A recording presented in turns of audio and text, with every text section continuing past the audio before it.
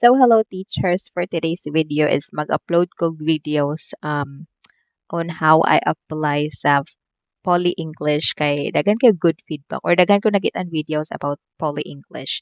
By the way, nag-work ko sa 51 Talk.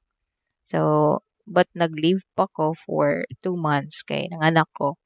And then before ko mobalik sa 51 Talk, i-try sana ko ang Poly English. So nag-apply na ko og try. So I'm going to upload the videos, a walkthrough sa giunsa na ko pag-apply sa Poly English. Very dali ra kayo siya no kung naka-experience as an ESL teacher. So let's see. Wait sa. So mao na siya no. So first kay maghimo kag account, then after nimo maghimo og account sa Poly English, mosulod na ka silang website which is kani sa pag-apply. So first kay ang basic information. So dali ra kay na siya dira kay kuha na nimong information, nimong picture, um kung sa ka ni graduate and resume and some certificates nimo, like TFL, TESOL and everything. So sa number 2 is the device test.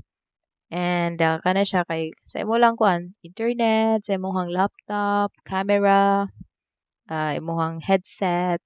By the way, I'm using headset InPlay HN820. So this is so good.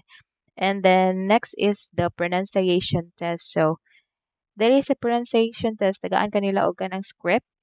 So and then after ana kay basahon nimo siya niya i-record. Make sure mag-record ka sa imong what is one sa imong class station kay mag-open po ka camera.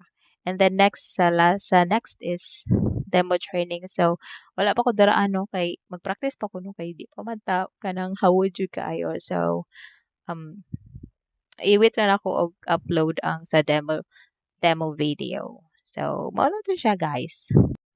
So katulang sa. So ang i-upload nako is ang basic information, device test, o pronunciation test.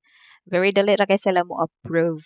Okay? So okay, mo to siya. Bye.